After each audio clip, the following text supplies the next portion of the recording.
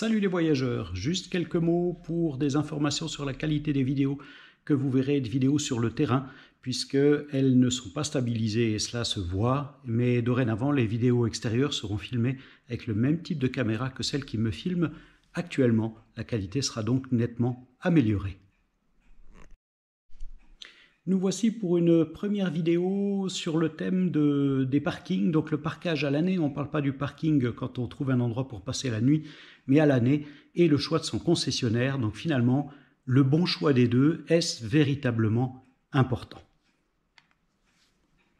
Alors, au niveau du choix du parking à l'année, selon moi, on peut voir trois types de parking à l'année.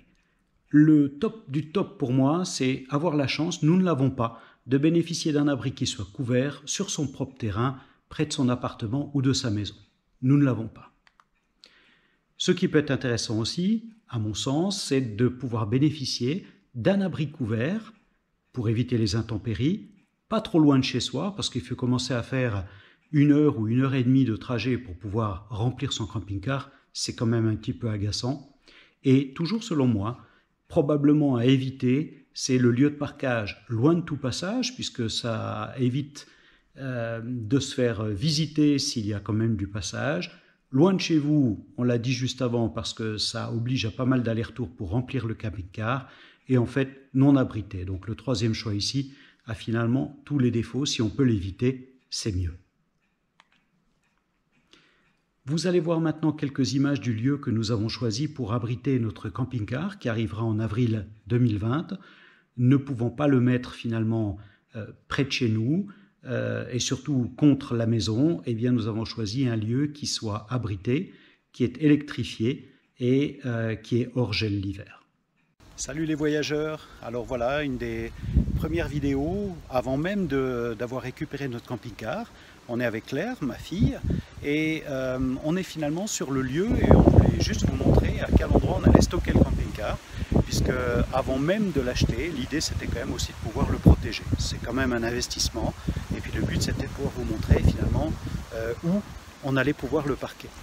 Voilà, alors on est dans un petit village, et puis on est en train en ce moment de descendre une légère pente.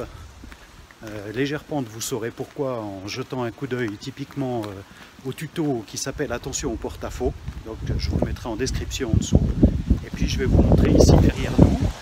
Voilà, donc voilà ici un grand bâtiment dans lequel vous pouvez probablement déjà apercevoir quelques camping-cars. Donc on s'en approche. Voilà, camping-car de collègues, camping-caristes qu'on a déjà rencontré chez notre concessionnaire, celui qu'on verra tout à l'heure. Vous verrez ici, il y a un énorme Frantia qui est garé là. Et puis, parce que tous les types de camping-cars sont représentés, on va retrouver ici un fourgon Challenger. Et puis, si je recule encore un petit peu, eh bien finalement, notre emplacement sera ici, où pour l'instant, on peut voir un pick-up. Alors c'est typiquement un bâtiment qui est utilisé à l'heure actuelle pour stocker du matériel agricole. Et si je me tourne simplement, vous voyez ici, derrière nous, la légère pente qui mène à la route principale qui passe ici en haut. Comme ça, vous avez un petit aperçu de l'endroit qui est d'ores et déjà prévu un bon 5 mois à l'avance. Et je me réjouis déjà de vous montrer une vidéo pendant laquelle on parquera le camping-car ici. Alors on vous dit à une prochaine fois. Salut! En ce qui concerne maintenant le choix d'un concessionnaire pour acheter un véhicule neuf, comme tout à l'heure dans le cas des abris, voilà un petit peu ce que j'ai une tendance à dire après quelques réflexions avant l'achat. Le top du top, selon moi, c'est un petit concessionnaire représentant la marque que vous avez choisie. Ça commence à faire effectivement pas mal de points positifs qu'il faut essayer de mettre ensemble, et si possible tout près de chez soi. Alors le petit concessionnaire, pourquoi? Parce que finalement il connaît bien ses clients. S'il représente la marque que vous avez choisie, c'est vraiment idéal.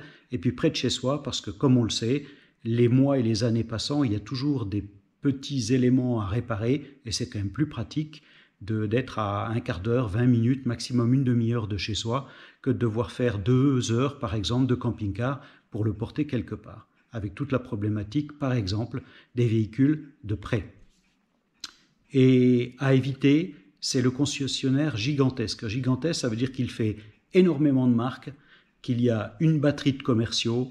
Souvent, ces concessionnaires sont loin de chez vous, ont un volume de vente considérable et sont plus à même de faire de la vente que d'ensuite, souvent, assurer un bon service à la clientèle.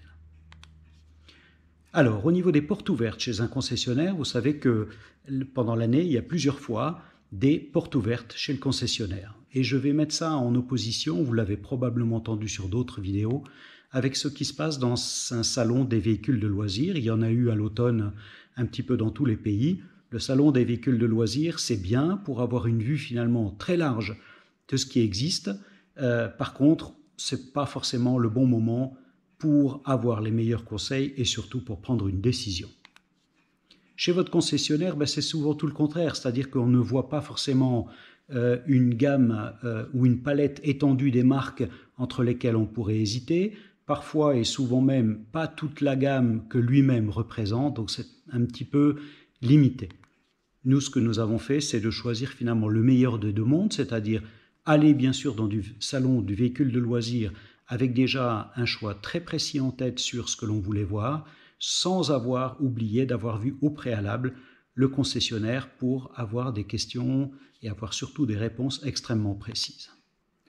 On va maintenant passer à quelques images des portes ouvertes chez notre concessionnaire, les garages du château à Cornau en Suisse. Salut les voyageurs. Alors on est actuellement en visite chez notre concessionnaire le garage du château. Donc vous allez voir les bureaux ici derrière moi. Garage du château à Cornau, qui sont ceux finalement qui nous ont vendu notre Florium. C'est d'ailleurs le seul revendeur Florium pour la Suisse. Aujourd'hui, à une semaine après le salon du caravaning à Berne, en fait ils font leur porte ouverte et puis ils exposent plusieurs modèles. Alors là je suis en train de passer le long entre un Adria et un Frankia dans lequel je monte maintenant. Attends, il est en train de faire son Voilà, il y a un petit peu l'équipement des Frankia. Je vois qu'il y a des personnes qui veulent monter dedans, je vous retrouve tout de suite. Voilà, nous revoilà cette fois-ci. On va faire un petit saut dans un Adria. Adria beaucoup plus petit, beaucoup plus modeste aussi. Hein. Voilà, vas-y, tu peux y aller. Voilà, l'intérieur de l'Adria qui est exposé chez notre concessionnaire. C'est aussi un modèle intégral. Belle boiserie, couleur foncée. Voilà, du Fiat traditionnel. Et alors, vous allez voir ici le système, puisque c'est très particulier, c'est un lit central, mais avec l'accès à droite ou à gauche du lit central autour d'un cabinet de toilette, donc c'est vraiment fait pour deux. Et on se retrouve ici, voilà, au niveau de la chambre, une belle chambre, et chacun sort de son côté, et chacun partage ici la télé. Voilà, plutôt sympathique, bien équipé. Voilà, avec un lit aussi juste au-dessus du poste de conduite. Voilà, très belle façon. Voilà, nous voilà redescendus. On va maintenant partir sur un Laika. Voilà, encore une autre marque. Donc à mesure qu'on avance, on va dans du plus petit, donc un Laika d'occasion.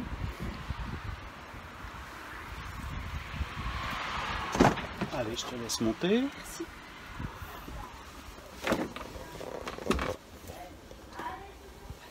Voilà, ensuite l'air, encore une autre atmosphère, une autre ambiance, on va avoir un petit peu de distance.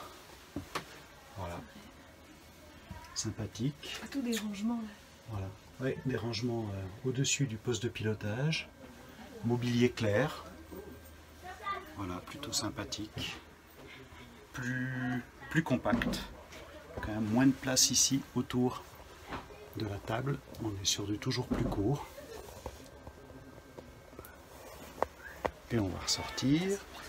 Juste à côté, on a un fourgon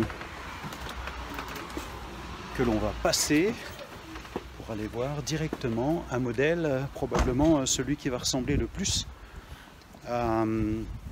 au Florium 74 LMF ou 74 si on propose, si on explique ici avec la façon de s'expliquer suisse.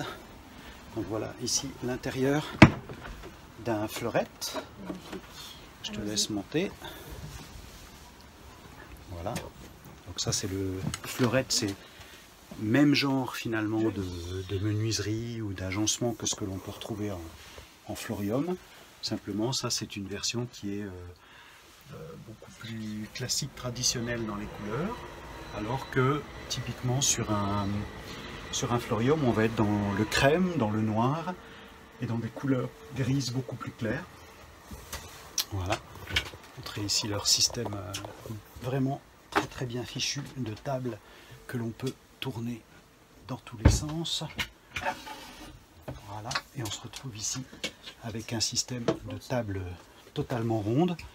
Donc on voit ici les façons des sièges, les façons des mobiliers brillants, ce qui nous a beaucoup plu aussi.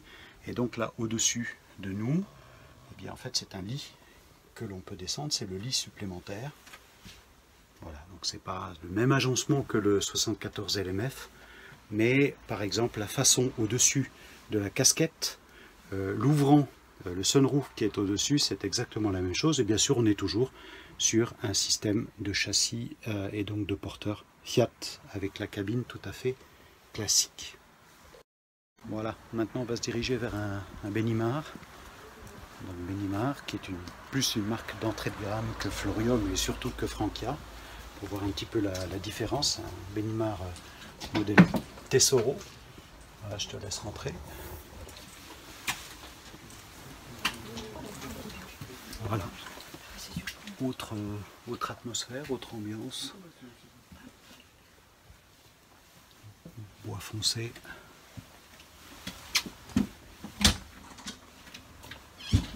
Toilette.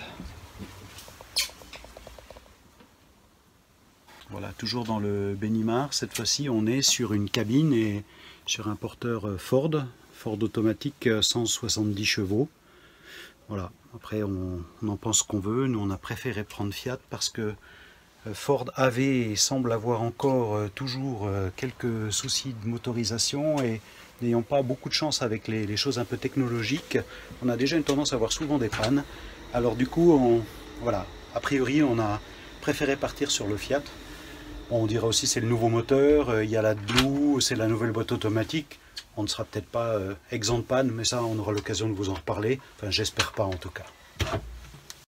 Alors encore un autre modèle, cette fois-ci c'est un Detlef Globus. Voilà, je te laisse aller. Donc ça fait partie des petits intégraux, très compacts, mais quand même intégral. Voilà, un joli petit engin qui permet d'aller partout. En ce qui nous concerne, on a fait le choix plutôt de prendre un profilé. C'est notre premier camping-car et l'idée c'est pour moi de sentir un petit peu mieux ce qui se passe devant le poste de conduite. Et c'est vrai que j'ai un petit peu de peine, mais ça c'est tout à fait personnel, j'ai un petit peu de peine avec les intégraux. Là je vois que la clim marche avec les intégraux parce que devant ça fait tout de suite voilà, des grandes fenêtres, il n'y a pas de porte sur le côté, je me sens un petit peu plus enfermé. Peut-être que sur un deuxième choix ça changera. Par ailleurs celui-ci est très beau au niveau de l'intérieur. Je vais essayer de couper la clim si j'y arrive, mais je ne suis pas sûr d'y arriver. En tout cas elle a l'air d'être en route. Voilà. Et ici c'est un modèle avec 10 jumeaux, qui est une occasion qui est à vendre ici chez notre concessionnaire. Belle occasion par ailleurs et pas trop long finalement sur la route, hein. Plus court concrètement que le Florium qu'on a choisi, mais une belle marque. Voilà, alors ici se termine cette première après-midi où on a eu l'occasion de faire quelques vidéos avec Claire. Donc un dernier petit tour finalement du parc d'occasion ou du neuf qui se retrouve chez notre concessionnaire. Garage du Château à Cornau, des gens extrêmement sympathiques, de très bons conseils par ailleurs. J'ai rien de particulier à y gagner à vous dire ça. D'autant plus quand on démarre une chaîne YouTube. Voilà, je vous laisse encore apprécier l'environnement de ce garage. Donc deux marques de l'entrée de gamme avec du Benimar, des fourgons notamment Karmann, de l'Adria, ça je pense c'est une occasion mais ils n'en vendent pas par ailleurs, Fleurette Florium, et puis finalement le très haut de gamme qui est derrière moi qui est le Frankia. Évidemment il y en a pour tous les prix et pour tous les styles de voyage. À une prochaine, abonne-toi si ça te fait plaisir et à bientôt. En conclusion, par rapport aux éléments qui sont passés dans ce tuto projet, particulièrement pour les questions sur le parking et sur le concessionnaire, à notre sens, et ça a été le choix en tout cas pour nous, ce qui fait une grande différence, c'est l'affaire de la proximité. On a déjà eu par le passé une caravane, on a eu un certain nombre de réparations à faire dessus, besoin de conseils. Encore une fois, si on peut éviter d'être loin, c'est quand même bien meilleur pour les choix que vous pourrez faire.